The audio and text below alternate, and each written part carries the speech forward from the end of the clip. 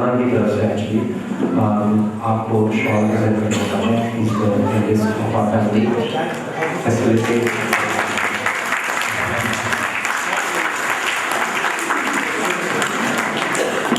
किताब खरीदिए और I'd encourage everyone else to buy it as well. My only problem is कि it's in Urdu, which I don't understand. तो अगर कोई भी उसको if someone wants to fund translating it into English, that will serve many more generations to come. So that's at least one project that I definitely know will be very worthwhile. क्योंकि वो किताब काफ़ी अच्छी है, उससे बहुत detail में बहुत चीज़ें पता चल सकती हैं अगर वो इंग्लिश में किसी तरह ट्रांसलेट कर दी जाए। इंग्लिश हाँ, लेकिन जो कंबाइंड शिजरा है आगे शिजरा का अगर वो कोई भी प्रोजेक्ट स्पॉन्सर करना चाहे तो दे आर मोस्ट वेलकम। अच्छा मैं पूरी किताब जी मैं इंशाल्लाह आप जितने भी चारों मालूम है उनको मैं अंग्रेजी में एडिट करूँगा। पहले मैं उर्दू के बातों को मालूम सर जाए, उसके बाद जो उसका ट्रांसलेशन पूरा और उसको फिर मैं अलग कर दूँगा। बेबाइयों को फारूकी के अलग, सिद्दीकी अलग, फारूकी अलग, सादात अलग, इस तरह से चार मालूम कर दूँगा। इसको कंबाइन करना है जिसको जो भी वेबसाइट पर डालते हैं जिसको जो चाहिए।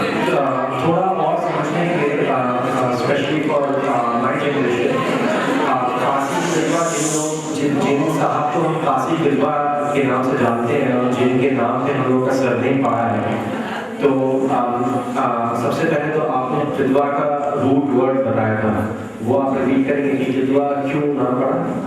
बिलवा एक्चुअली जो गायक होते हैं टीचर्स थे, इनको इल्म बहुत ज़्यादा था तो इनको गायक के हैसियत से इनको बिलवा का खिताब मिला। तो एक्चुअली नाम इनका जो था वो म्यूजिक। तो बिलवा और बिलवाई are people who have ilm or the root word can be taken from that. It's not a place but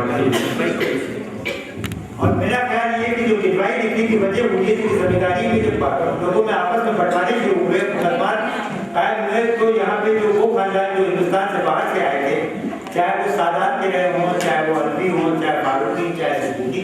हज़रत सिद्दीक अकबर की औलाद ने सिद्दीकी लिखा, हज़रत फारूक की औलाद में फारूकी लिखा, इसी तरह से हज़रत अली करम की औलाद में। इस वजह से ये एक जो है वो हिंदुस्तान के बाहर लफ्ज़ बिलवाई का या सिद्दीकी का इस्तेमाल किया। और जो पुरानी किताबें हैं तारीख की, उसमें भी हर औलाद करके लिखा हुआ है, चाहे वो बकरी लिखा हुआ था अबू बकर की या काजी बिलवा के लिए भी जो हर औलाद काजी बिलवा लिखा हुआ है और कुछ भी नहीं। हमारे पास जो कलमी नुस्खा 1862 का है उसमें लफ्ज़ बिलवाई का इस्तेमाल है।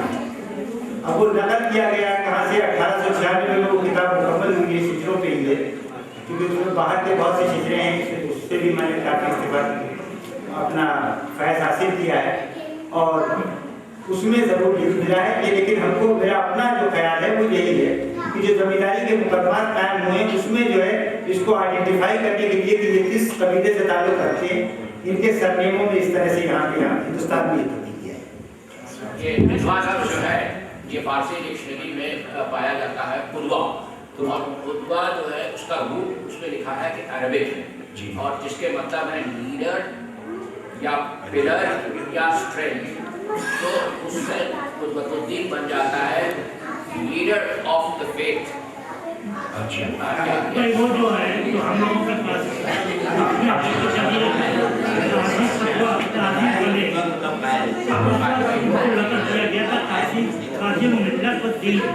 यानी कि काजी leader of the faith and community. तो हिंदुस्तान में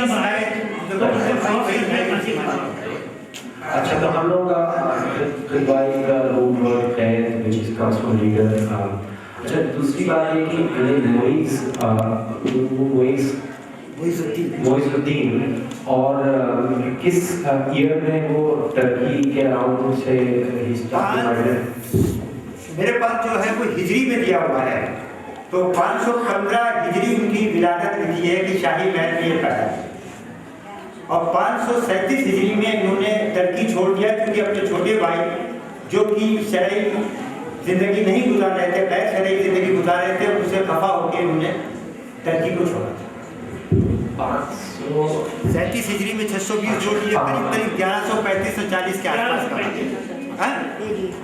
1135-40 ईस्वी के आसपास का टर्की छोड़ा है। लेकिन वो पूरे अरब ममालिक से होते हुए मावरा नहर, ईरान, अरब, इराक वो गए थे, वहाँ से बदल किया गया था, तो वो अपनी बीवी बच्चे और नहीं शमी भाई, मतलब मैं माफी चाहता हूँ उसके लिए।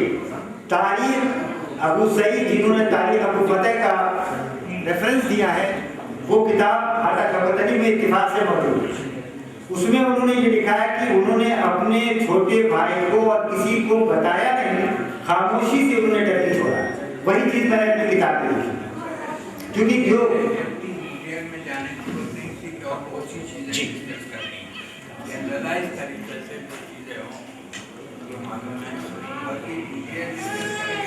नहीं मैंने इसीलिए से कहा कि उसमें सिर्फ ये है कि वो उन्होंने टर्की छोड़ दिया और हिंदुस्तान की तरफ कूच किया, और इन ममालिक से होते हुए वो करीब 15 साल के बाद करीब 67 हिजरी जो था 567 हिजरी में हिंदुस्तान है। तो अराउंड 1140 में वो हिंदुस्तान है। 1135-40 मुइज़ुद्दीन और हम लोग के जो 4 भाइयों के जो बात थे, नवाज़ुश रहमान, उनमें कितनी जनरेशन का फर्क था? 24वीं इस वक्त चल रही है, तो आप जो 6 यहाँ से और 18 जनरेशन का फर्क था। 18 जनरेशन। अच्छा, जो आप किताब लिख रहे हो, आप 5 वॉल्यूम्स में लिख रहे हैं, पहली वॉल्यूम में कितने ब्रांचेस ऑफ एडवाइस कवर किया? इसमें ब्रांचेस कितवाइयों की जहाँ का सवाल है, सिर्फ बड़ा गाँव, मेन और भयारा, बासा, ये 3 गाँव जो थे कितवाइयों के, वो सिर्फ 3 कवर में, लेकिन ओरिजिन जो है उनका सबका एक ही है। अच्छा, तो कितने ब्रांचेस ऑफ एडवाइस हैं? ब्रांचेस इस वक्त तो पता नहीं 100 के ऊपर पहुँच गई हैं, लेकिन जो मवाजात हैं मैंने कंपाइल करके एक गांव को दिया है। अब जैसे बड़ा गांव है मिसाल के तौर पर, यहाँ पे 3 अलग अलग गाँव हैं, एक भयारे से आके होगा, 2 बड़े गाँव के ओरिजिनल, तो इस तरह से 3 खानदान बड़े गाँव में कितवाइयों के मौजूद हैं, जो मैंने अपनी किताब में दी है, और तीनों को अलग अलग करके दिया है कि जिसमें कोई तरह से कंफ्यूजन। थोड़ा सा और समझने के लिए, मुइज़ुद्दीन के कितने बच्चे थे? 3। तो उनमें से पहले का क्या हुआ? सबसे पहले आजुद्दीन थे, जिनसे हम लोग हैं। अच्छा, दूसरे का नाम था निज़ामुद्दीन, जो गौर में रहे, जिनकी औलाद बासे में रही। उसके बाद जो है अब उसको ट्रेस करना मुश्किल हो रहा है कि कहाँ पे उनके खानदान। और तीसरे काजी मुआफिक थे, जो 9 में रहे, और उनका जो छठी पुष्प में जो मखदूम से सात की बात कर रहा हूँ, वो खैराबाद चले गए थे। उनके भाई की औलाद में भी अब औलाद नरीना हुई, लड़कियाँ हैं जो जिनके खानदान खैराबाद में और कन्नौज में। अच्छा, तो मुइज़ुद्दीन की पहली औलाद से फिर हम लोग का हिस्ट्री फेस होती है। किसी को और कोई सिंपल सवाल पूछना है जिसको नाम आगे जो कदवा करना है? एक्चुअली एक जगह पैलेस्टीनियन जब न्यूज़ आती है, नासिर अल-कदवा एक एजुकेशन मिनिस्टर भी रहे कदवा, लेकिन जब मिल नहीं रहा था तो मैं कैसे मिले? हो सकता है वो दूसरे भाई के औलाद रहे हों। नहीं, वो फिलिस्तीन में गांव है कदवा, वहाँ के वो रहने वाले। हाँ, तो वैसा ताल्लुक है, सच नहीं है। हाँ, पैलेस्टीन में कोई हाँ बिल्कुल था। देखिए अम्मा जो थी वो बनी इसराइल से थी, और उन्होंने इस्लाम कबूल किया, इनके वालिद के साथ शादी हुई, इसलिए आप ये कह सकती हैं कि हम लोगों में भी बनी इसराइल का वजूद है।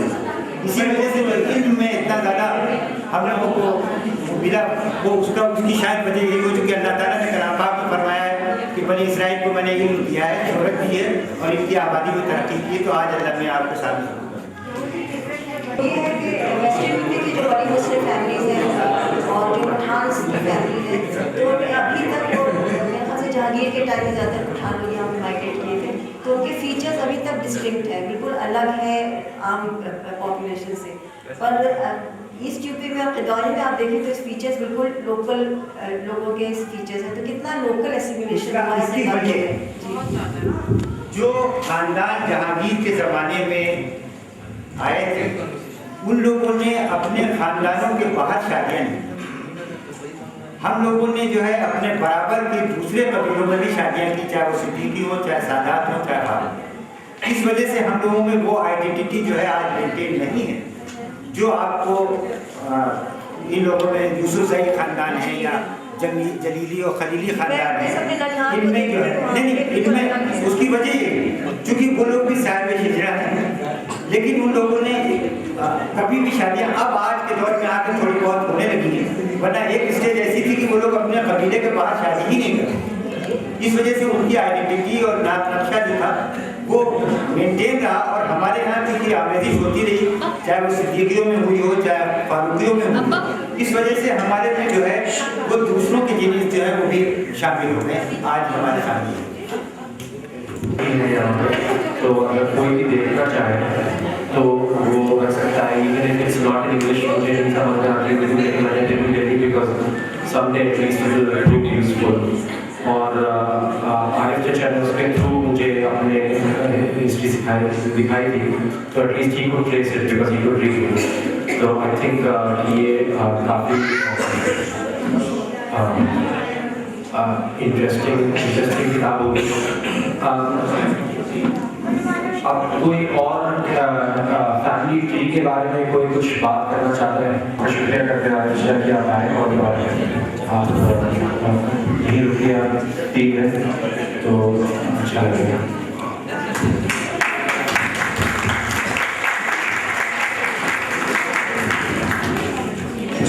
सॉरी मैं भूल गया था कि नेक्स्ट राइडर भी था जो 6 बजे से 8 बजे तक चलने वाला था, लेकिन इंशाल्लाह देर तक चलेगा।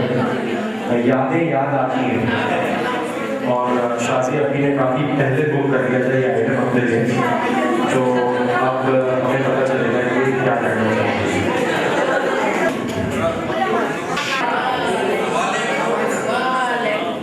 ये प्रोग्राम का स्लॉट काफ़ी पहले लॉक करा दिया था, थैंक यू शिवाज।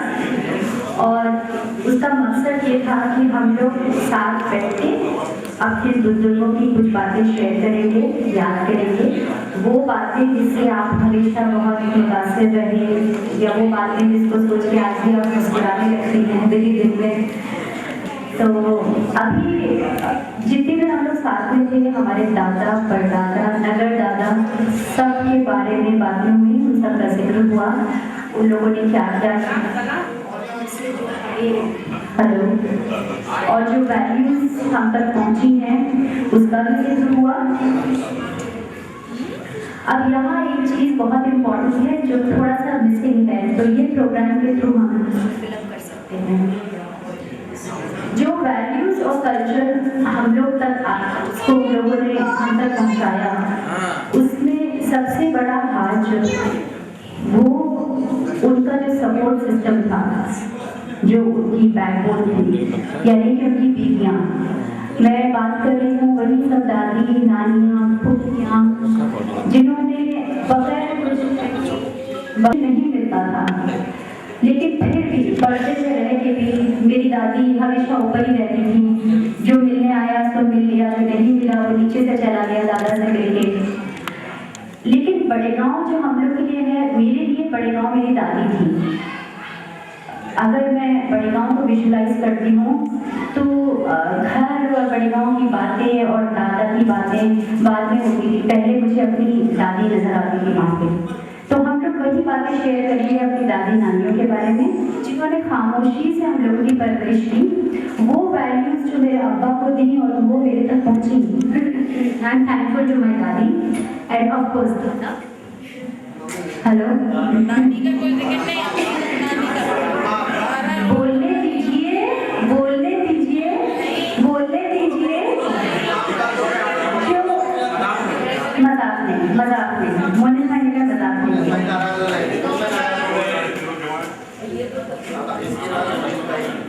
जो लड़कियां ब्याह के घर में आई वो सोच समझ कर लाई गई।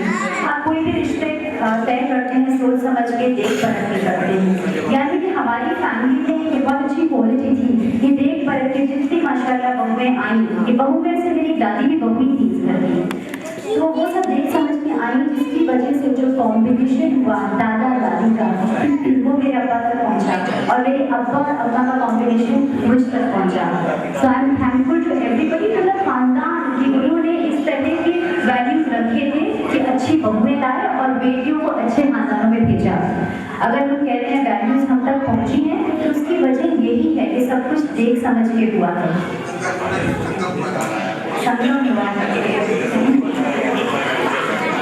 मैं बातें शेयर करूंगी अपनी दादी की, लेकिन 4 लाइनें गाने तो गानी पड़ेगी क्योंकि जरूरी है वो। Is it okay? नगमे हैं, शिकवे हैं,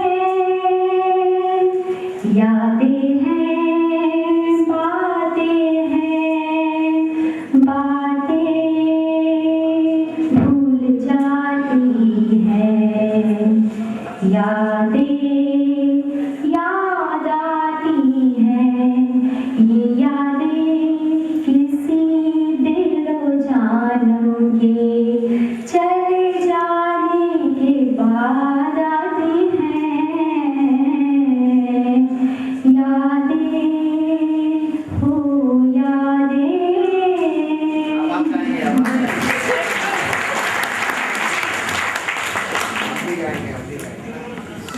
चंद लाइनें मैंने अपनी दादी के लिए लिखी हैं और उसके बाद ये सिलसिला चलेगा।